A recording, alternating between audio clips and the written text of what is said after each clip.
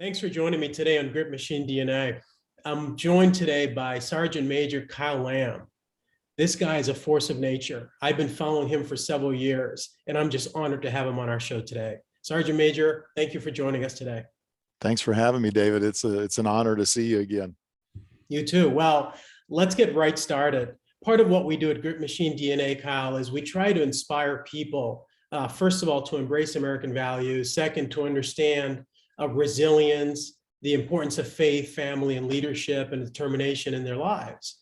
You embody all those things to me. And so I want to talk through that first about you, and then second about leadership. We're also going to talk a little bit about your book, Leadership in the Shadows, and some of those themes that really stood out for me. So we're going to dive right in. Who are you? Oh man, that's I have no idea. I'm still trying to figure that out. I'm a kid from South Dakota that grew up on a dirt farm. I'm second generation American. So my mom and dad were both the first Americans, the first kids born in America to our family. And yeah, my dad was a farmer. My mom was a farm wife, a mom, and a grandma and everything. And that's how I grew up. So I went in the Army, I guess, because I was lazy. I didn't want to be a farmer. And once I joined the military, I really realized that I'd found my tribe, or I'd found that group of people that I really wanted to be with. Joined the 82nd, was a paratrooper there, was a communications guy. So I carried a radio on my back. That was my job, marching around with the infantry dudes, but they were doing kind of what I wanted to do, but I was the radio guy. Then after that, I went to try out for Special Forces, or Green Berets, as they call them a lot on TV. Did that and was selected to become a Special Forces communications sergeant. So there's two commo guys on every operational detachment in Special Forces. So that was the job I was trying to train up to be. The first thing I had to do was learn Morse code because at that time we were still using HF radios, high frequency radios, laying out long antennas, long wire antennas, or dipole antennas that we would cut, learning how to do that correctly so that you could transmit around the world. Because literally at that time, if you jumped in somewhere, that was your lifeline, was the commo guy talking around the world back to where you needed to be. And with that HF, we could literally talk around the world. That sounds crazy because now we're using satellite communications, which you can talk around the world easily because you're talking via satellites. But this day and age, it kind of makes me wonder what's going to happen if we do get in a global battle and all those satellites that are owned by other countries, if they shut them off to our use. You might be seeing some Special Forces guy that's old guys like me might have to fire up, remembering how to do some dits and some dashes there. And so I did that. I made it through the Special Forces qualification course. I was in Arabic language school learning to Bitkelem Edebi, and Saddam Hussein invaded, and I knew that I was going to be headed to Desert Shield, Desert Storm. So went to 5th Special Forces Group at Fort Campbell, Kentucky, and then quickly over to Desert Shield, Desert Storm. Did that for 6 months, come back, kind of realized that I wasn't really enjoying what I was doing. I knew there were bigger and better things that I could do. Maybe not bigger, but definitely better for me. So I decided to take the opportunity to try out for Delta at that point, and went to selection and was selected in the fall of 1991 to go to the unit. Did that and spent all but 1 year of the rest of my time in the military there at the unit. 93, I went to Somalia for the whole Black Hawk Down incident. I was there for that and was lucky enough to learn a lot without getting killed or wounded on the battlefield there. So that's pretty much it in a nutshell. I mean, I've done a lot. I've seen history in the making, and I don't know, I've been very, very blessed to be able to, one, meet the people that I've met, two, to have a mission in life that has been very, very important to me and motivated me. And then the other thing is I've been able to successfully transition from being in the military to being a civilian, dirty, nasty civilian, I guess.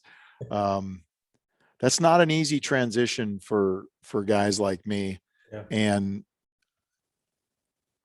I've been very lucky that I've been able to do Mhm. that and have good success there. And I'm still learning. That's something I know we talked about when Yeah. we sat down for supper there the night before I spoke up at your event.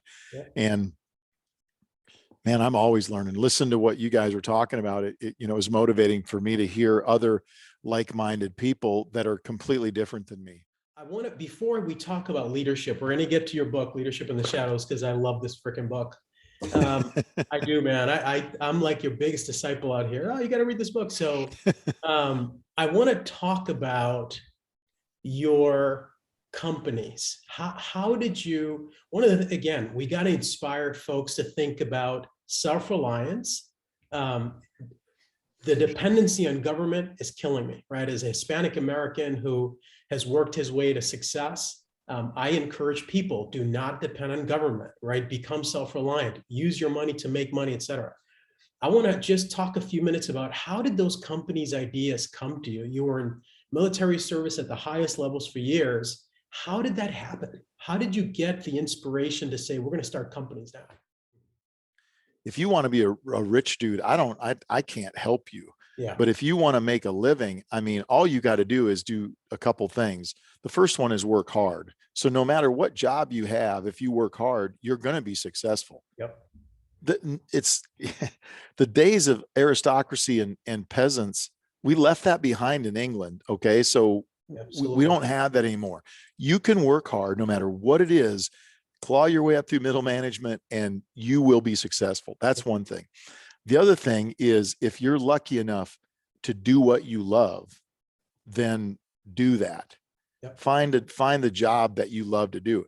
Everybody's different. And I can tell you right now, special forces guys don't love to do what I do. Special forces guys don't love to teach people to shoot. They may think they do, but there's only a few of us that truly love to be on the range that much and put up with all that crap of getting rained on or hailed on or whatever. I love it. I love it. Now, that doesn't mean I don't get tired and upset sometimes, but I get to do what I love to do. It's crazy. I'm going to dive right in, Kyle. I have to ask you, Leadership in the Shadows. It is a book that I continue to recommend both to many of my friends and also online when people ask me about leadership. I'm going to give you my piece on what I believe leadership is. We'll talk about that later, but I want to first sort of ask you and give context to the listeners and viewers. I want to start with, why did you write this book? I kind of got forced into doing a presentation, and I decided to call it Leadership in the Shadows because I'd always kind of lived in the shadows in the military. We would do stuff at night. It just kind of made sense, And when I got shamed into doing that, I did that seminar for many years, and I had a Air Force. He's going to kill me for saying that. A naval aviator buddy of mine, Matt Busella, he called me up and he'd call me Sparky. He's like, "Hey, Sparky, how's that book coming along?" And I'd go, I haven't done anything. He's like, "You need to get on that book. You need to get that book going." He's a cop down in Fort Lauderdale, Florida. He's a very, very good friend of mine. And he shamed me into writing that book. So when I decided to finally listen to him so he would leave me alone, I started writing, and he helped me in that process, because I'd written a couple of books, but writing a leadership book is more difficult than writing an instructional book. What I needed from him was honesty. And I'll tell you what, I got honesty times 12 from him. So when he would read something, he shot straight with me. And that's what I needed, because I wanted it to be a good book, and it's not going to be a good book. So you wrote this book because somebody told you to write it? Pretty much that's it. Yeah. Well, and I mean, I wanted to do it, but I just didn't even know where to. You've read the books, it's very personal, and I'm showing you the warts and all there, because most of those lessons learned are my lessons learned, which means I failed. Yeah. And one of the reasons why I love this book is because it is so simply written. A lot of folks that have done, run companies, blah, blah, blah. It's almost like bombastic reading. Like, Yeah. oh, this is the 10 things you need to do, blah, blah, blah, blah, blah.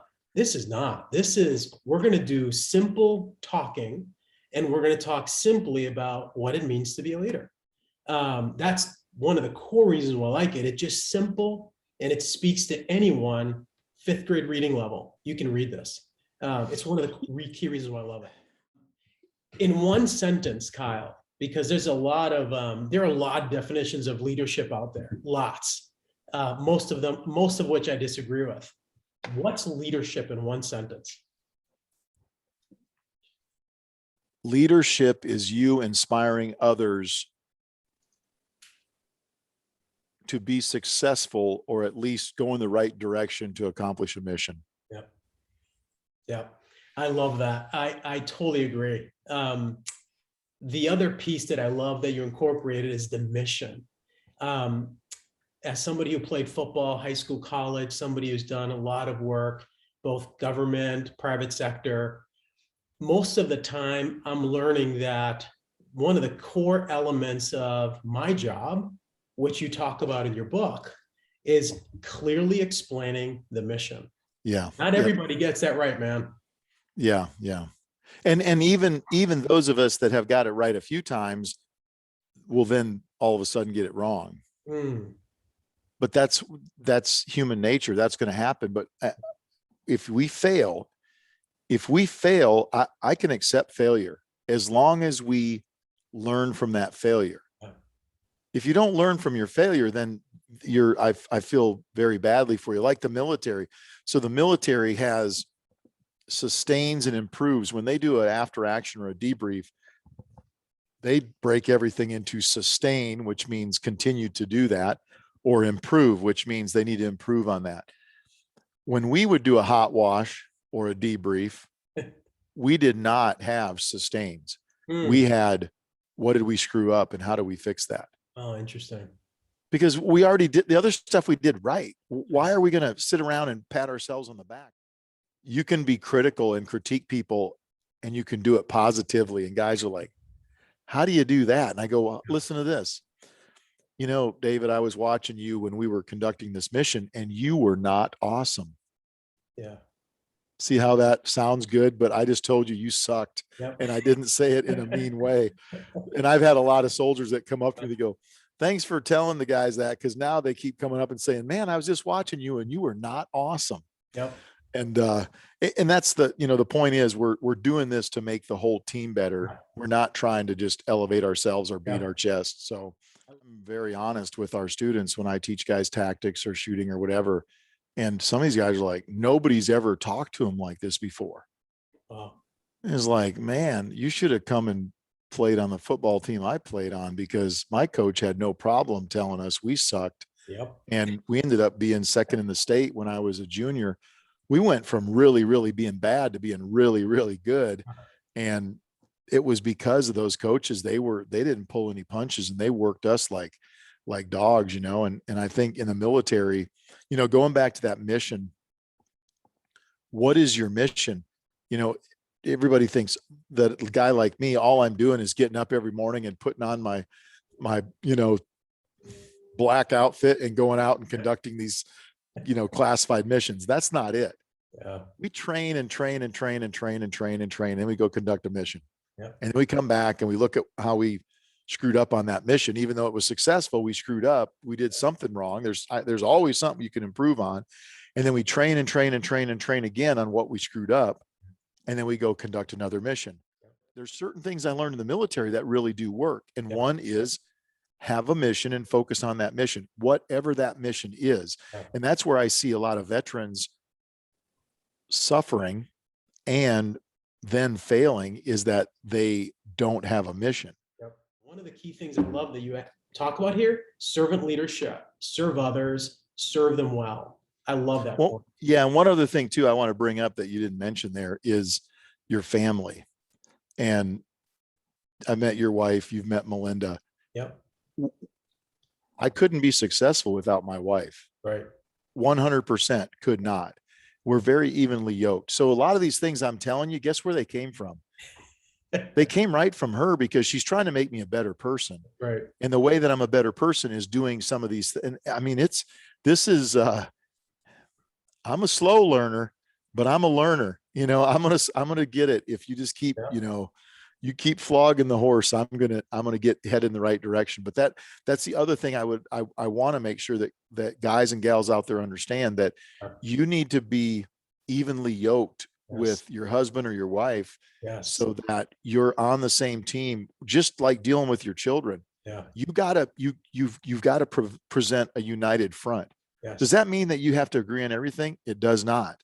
But when you are faced with your children or other people that you have to make a decision with, you need to go behind closed doors, make a decision, and then you are together in that decision. Another topic you covered toward the end of your book is the importance of home, right?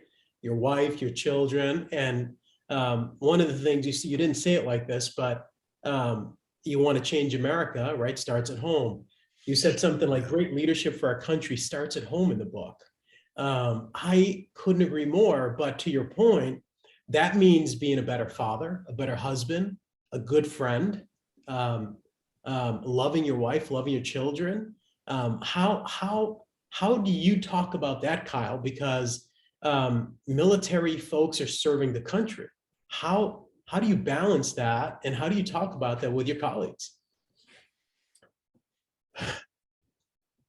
This might sound terrible, but I'm just going to say, I always say what's on my mind, so I'm going to say it. When you go downrange, I'm not talking about you're at Fort Bragg or Fort Benning or wherever. I'm talking about you are conducting a combat mission or you're doing your job for real. Yeah. If you're in the military, your number one focus has got to be that mission. That doesn't mean that you don't love your family. That doesn't mean that you don't care about your family. But when you're conducting that mission, Yeah. you have got to focus on that mission. And then when the mission's over, then you can go see your family if everything goes right. Yeah. If you can't focus on that mission because there's something going on in your family, then you need to go be with your family. Well, you just need to not do the mission. You need to step up to be a man or a woman and say, I can't do this right now. I have got problems at home or whatever, then go take care of your family.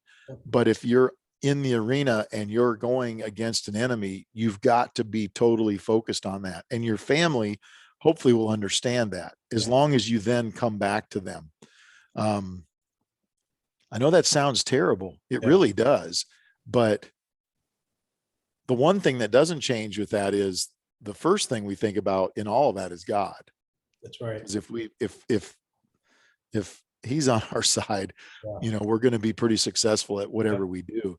And success might be that you get killed. Yeah. That's, that could be, that might be considered success. If you were going back home to talk to a bunch of 12-year-olds, what advice would you give them? Don't do drugs. No, I don't know. I would tell them to write the book that they want to read. Wow.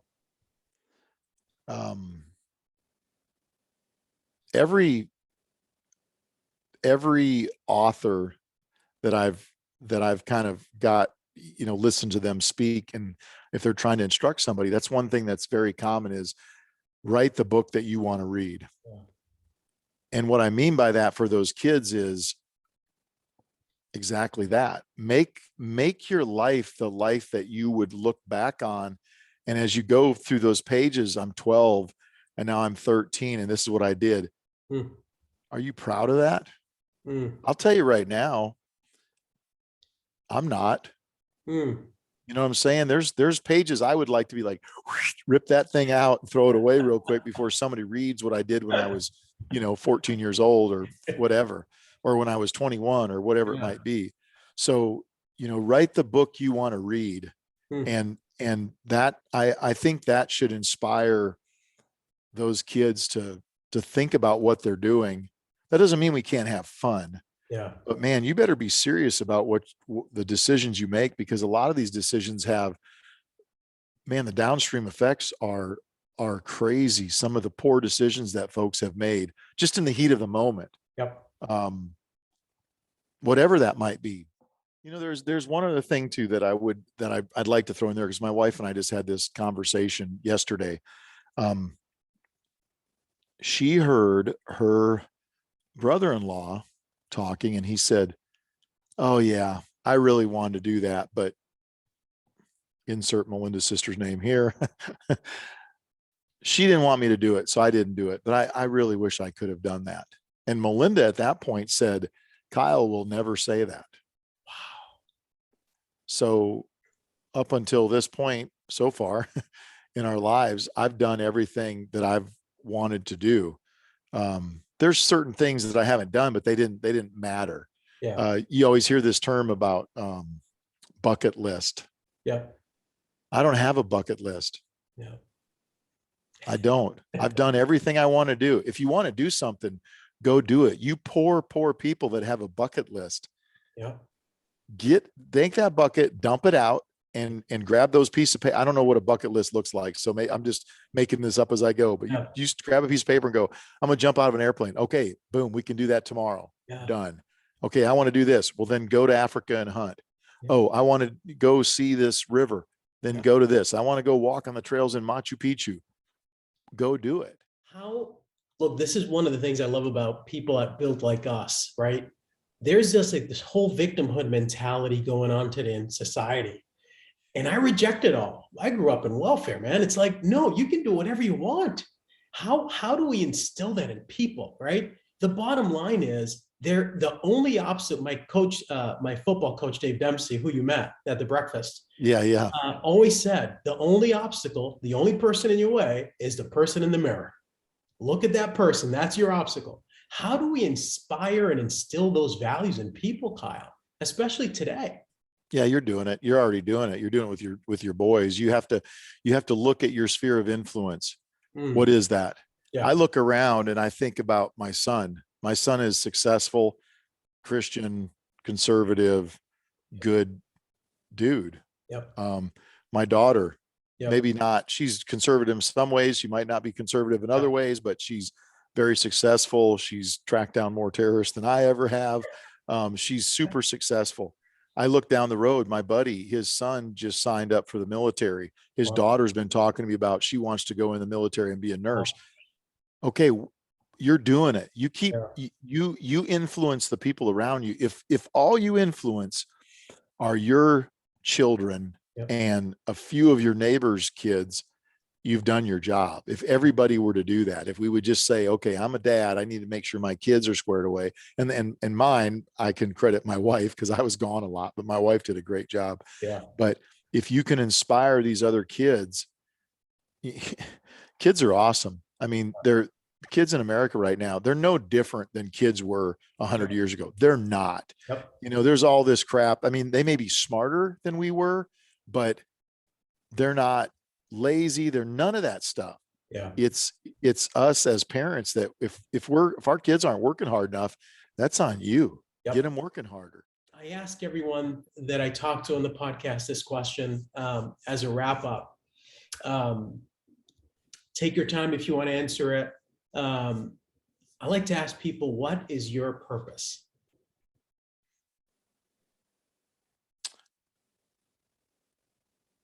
My purpose has changed over the years. And I think if you're on the right track as a man, I can't speak for women because I don't understand women. I can't tell you what they're thinking. But as a man, I think that my purpose has changed from what it was when I was 18 to 25 to 30, and I'm 54 as of a few weeks ago. My purpose now is to make other people better. So how can I do that? We already talked about serving other people. That's going to make them better. Spreading the good news. And the good news can be whatever you want it to be. The good news can be, talking about faith. The good news can be teaching people how to shoot better. The good news can be teaching people about leadership, but spread the good news. And I think that's the purpose of what I'm doing. And that applies all across my life. So I've got 2 grandkids, and you want to talk about awesome. Having grandkids is, kids are cool, but grandkids are way, way better than your own kids. And that's something that we're enjoying now. And my purpose is to make them better as well.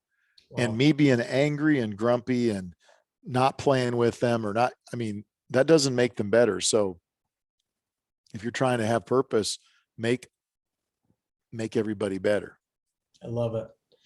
Sergeant Major, thank you for your service. Thank you for spending so much time with us. Blown away by the discussion. Thank you for joining Grit Machine DNA. We have to do this one again. For everybody listening and watching, man, you've done so many things. I'm going to wrap up by saying this man has served our country in incredible ways. He's an author of Leadership in the Shadows, among other books. He's also founder CEO of several companies. Viking Tax is one of them. I am a client. Kyle, thank you so much. Thank you. It was an honor to have you with us today. Yeah, thank you very much for having me. And please give my regards to your wife and your family. Right back at you.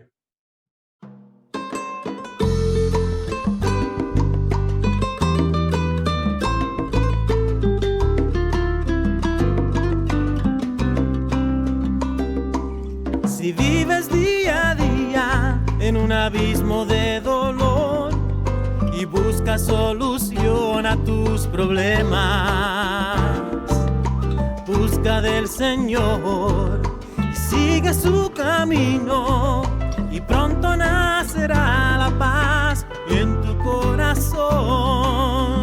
Y con la paz del Señor yo he vencido mi temor y yo vivo victorioso por su amor. Y con la paz del Señor yo he vencido mi temor y yo vivo victorioso por su amor. Si vives día a día en un abismo de dolor y buscas solución a tus problemas, busca del Señor y sigue su